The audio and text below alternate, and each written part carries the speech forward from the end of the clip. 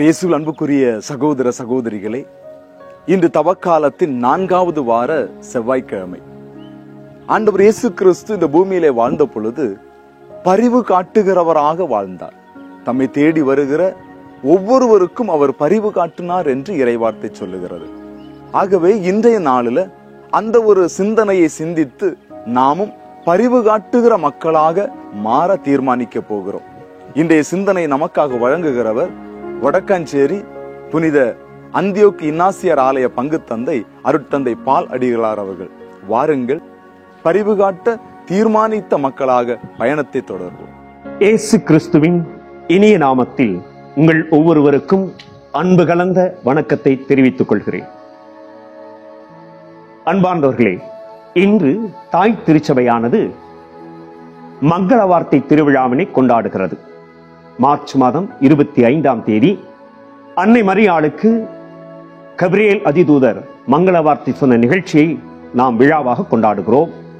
மேலும் இன்றைய இந்த விழாவானது கிறிஸ்து பிறப்பு அறிவிப்பு விழா என்றும் அழைக்கப்படுகிறது.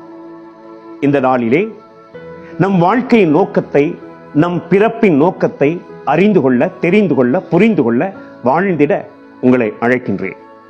அமெரிக்க நாட்டிலே ஒவ்வொரு கிறிஸ்துமஸுக்கு முன்பாகவும் முந்தைய நாளில் தொலைக்காட்சியில் ஒரு திரைப்படம் ஒளிபரப்பாகும்.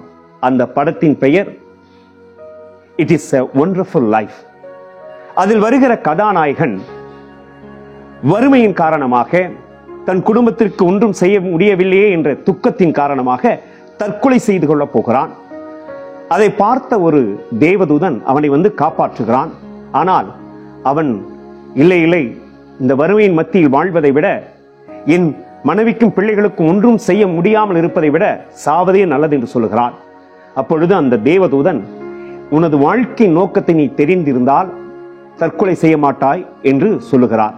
என்னதான் நோக்கம் என்று கேட்கின்ற பொழுது, நீ பிறந்ததற்கு ஒரு காரணம் இருக்கிறது, கடவுள் உன்னை படைத்ததற்கு ஒரு நோக்கம் இருக்கிறது என்று சொல்லுகிறார். அவன் மனம் ஒத்துப்போகவில்லை.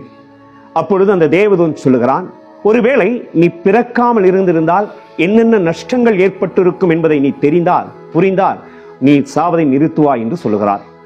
என்ன என்று பார்க்கின்ற பொழுது, இவன் ஒரு 10 வயதாக இருந்த பொழுது இவனது தம்பி 6 வயது பையன் நீரில் மூழ்கி சாகவிருந்தான். இவன் காப்பாற்றி விட்டான். ஒருவேளை இவன் பிறக்காமல் இருந்தால் என்ன நிகழ்ந்திருக்கும் என்பதை அந்த தேவதூதன் ஒரு காட்சியாக காண்பிக்கிறான். அவனது தம்பி நீரில் மூழ்கி செத்து போகிறான். இப்படி பல நிகழ்ச்சிகளை அந்த தேவதூதன் காண்பிக்கிறான். ஆனால் இவன் மனம் மாறவில்லை.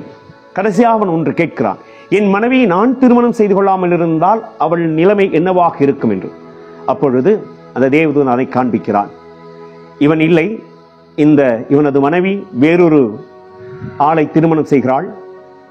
அவன் வறுமையிலும் பட்டினியிலும் பசியிலும் இருக்கிறான்.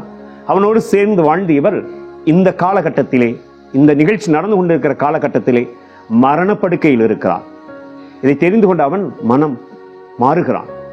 ஏதாவது என் குடும்பத்திற்கு நான் செய்ய முடியும் என்ற நம்பிக்கையோடு திரும்பி வருகிறான்.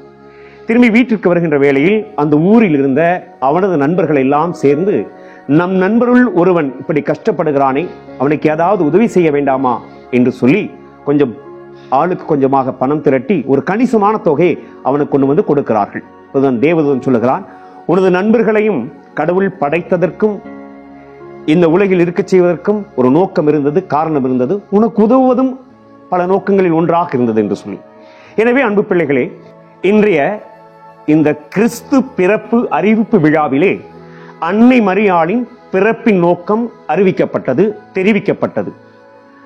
அவளை கடவுள் படைத்தது தன் ஒரே மகனை கன்னிமையின் மேன்மை குன்றாமலே பெற்றெடுக்கவும், கிறிஸ்து இந்த உலகிற்கு ஒளியாக அவரை ஈன்றெடுக்கவும் என்பதுதான் நமக்கு தெரியும். இந்த நோக்கத்தை நிறைவு செய்ய அன்னை மரியாள் பல துன்பங்களை அனுபவித்தார்கள் என்பதும் நமக்கு தெரியும்.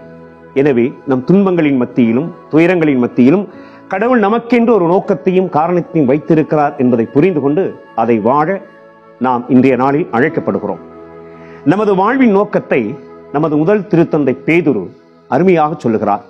1 பேதுரு 2:9, இருளினின்று வியத்தகு ஒளிக்கு அழைத்த கடவுளின் மாட்சிமிகு செயல்களை அறிவிப்பதே உங்கள் பணி என்கிறார்.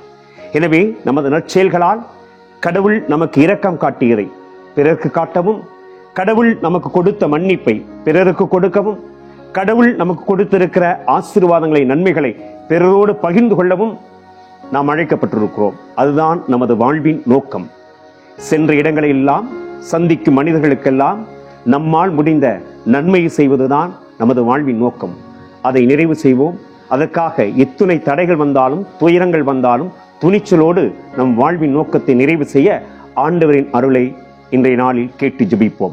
இந்த நாள் நல்ல நாளாக அமைந்திட உங்களை வாழ்த்துகிறேன். நன்றி.